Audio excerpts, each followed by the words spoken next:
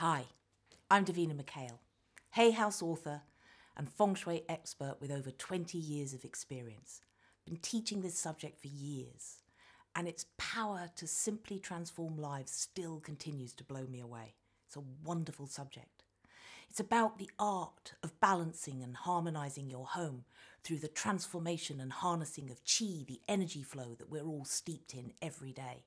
In the last video, I shared a wonderful meditation on how to connect powerfully to your home so that you started to understand how this space that you live in, that you may consider is just a pile of bricks and mortar, actually has a living spirit that talks to you, communicates with you, tells you everything you need to know if you can get in touch with how to communicate with that spirit. So later in this video, I'm going to be telling you about my online course, which you can register and buy straight away. And we're going to go into depth of what that really covers, but it's practical and simple and easy and allows you to get to grips with Feng Shui straight away. But before then, we're going to talk in this video about choosing and buying a new home. And even if you're not looking to move house right now, perhaps you will in the future. We never know when those circumstances occur. Or perhaps you have a friend or a family member that is looking to choose a new home, and this is great information for them. It's the biggest investment any of us make. But often we spend more time choosing a telephone than we do this huge, massive, financially expensive opportunity of actually choosing a home. And yet, if we apply a few very, very simple Feng Shui tips and techniques to this process, we can ensure that we will always be able to sell it easily when the time comes. I sold my last 2 homes in less than 20 minutes to the first person that walked in the door, both times for over the asking price. That's what good Feng Shui does. So it's really worth knowing about this information. I certainly wished I'd known about it earlier in my Feng Shui career. When I was very new to this subject, I moved into a flat, and this is what we need to understand. The qi, the energy of the land, of our environment, affects us. The Romans said, name is destiny. For me, home is destiny. That roof over our head, the bricks and mortar that surround us, and the earth beneath our feet creates flow in our life, or not, as the case may be. So this home that I moved into many years ago, suddenly I noticed myself getting very into Gregorian chants, a music I've never listened to before or since. I only brought lilies. And I love flowers. And I noticed that I was surrounded in this flat by single people on their own, and often elderly women. What I discovered through investigation of the history, something now I would always look at first, was that actually many, many centuries ago it had been a leprosy pit. And many people had died on there. So somewhere in the deep land energies beneath my feet, I was tuning in to the people that had died or the people that had been sick and unhealthy. Luckily, I sold it quickly, moved on, and I did clear it for the next occupants, which is always a nice thing to do. So, what do we look for when you're choosing a home? The first thing is this land qi, the energy around. So when you're viewing a space, check in. Does the vegetation look good and healthy? Or is it surrounded by dry, arid land and stinging nettles or poisonous ivy or some other insidious plant that has taken over the environment?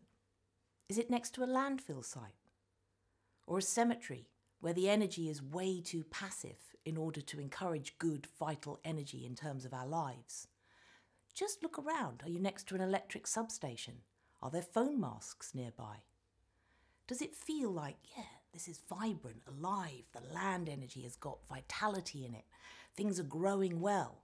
It's fine for there to be too much growth, far better that than too little. Because we can do something about that. We can harness the qi, we can bring it in. So the first thing to look at is just the general area, the lay of the land. Does it look alive, vital, happy? Just check in there.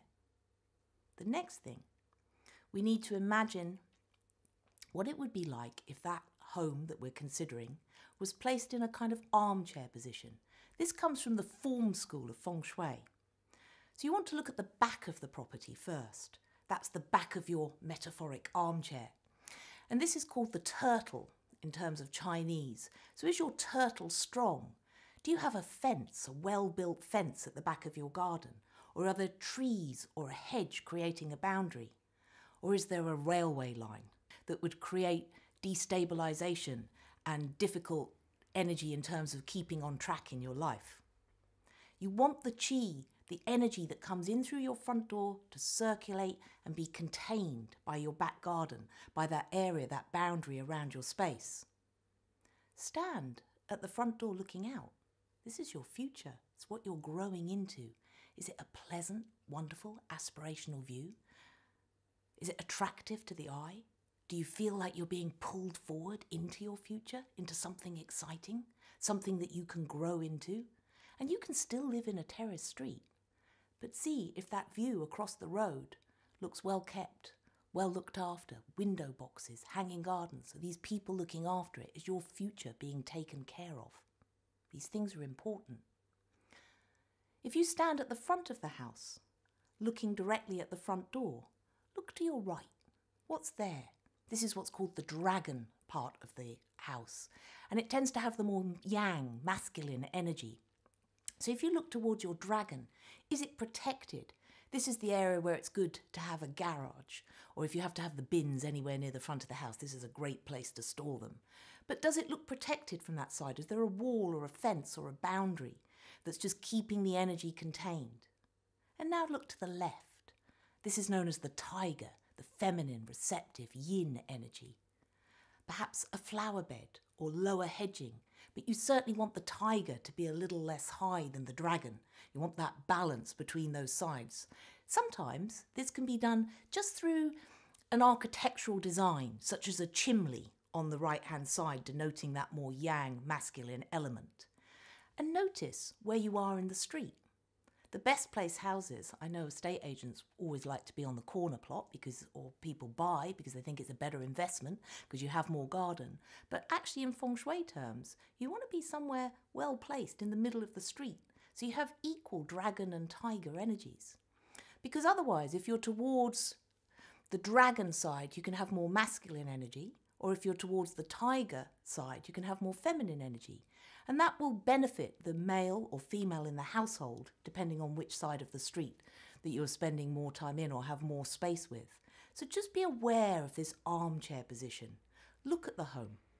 Is it settled in that nice, strong armchair, supported at the back, wonderful view to the front, with support at either side?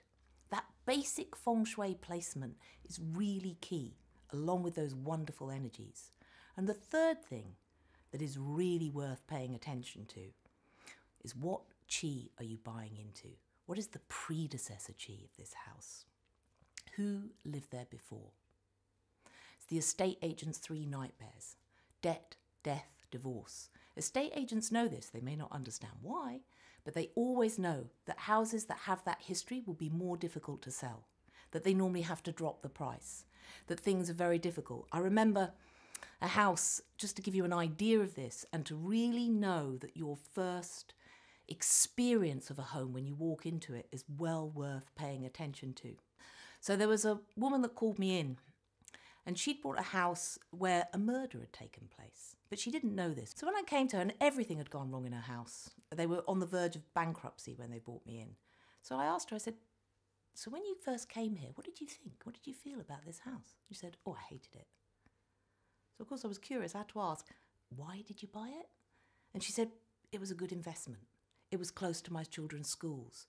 We knew there was lots of land and we could get planning permission and build other properties. And yet, all of those ambitions that she'd had on that logical, analytical level had not worked out. Her children were sick. She'd lost all of the money. Everything had gone wrong with the building project because the history of what they'd brought into was not supportive or conducive to health. It needed clearing. So please, always go with what your heart says, what your intuition tells you about that space, and buy into good predecessor qi. If you're moving into a space where people have enjoyed good health, have had a prosperous family, are moving on to a better, more prosperous life, then you're buying into good qi, and you are likely to repeat that history for yourself. Because remember, energy does not disappear. It simply changes form. And any history of anything that has been in a space will stay in the walls. And you will start to relive that history unless that space is cleared. So remember, you're looking at the vegetation. Does it look healthy? You're looking at your armchair to see if it's the right house, and you're checking the history of what you're buying into. Do these 3 things and you'll make an excellent choice that will save you thousands and make you thousands in the future. I really hope you've enjoyed this video series. I've certainly enjoyed sharing it with you, because I've seen Feng Shui transform countless lives for the better, truly create miracles in people's lives. And that's what I want to be able to share with you. So I'm delighted to be able to let you know that there's an online course available now that you can register for. And this is going to take this subject deeper. It works for both the beginner and for those of you that may have some knowledge and understanding of Feng Shui already. It's practical, it's easy. We are going to cover things like the designated areas of each of the rooms in your house. We're going to cover things like what to do about technostress and electromagnetic pollution, the psychology behind clutter so that you never have to be plagued by it again and it will go forever. We will deal with the yin and yang of design and decor ideas. There will be downloadable worksheets that will give you great information that you will be able to implement whenever you need to. And when you've found out or discovered the particular areas of your space that relate to the particular area of your life, whether health, relationships, career, I'm going to give you some great cures and remedies that you'll be able to implement easily to get more of what you do want in life and less of what you don't want. You don't have to do it all at once. You will have it for life. And you will have this tool that would allow you to bring you back to choice and transformation in your home whenever you need it.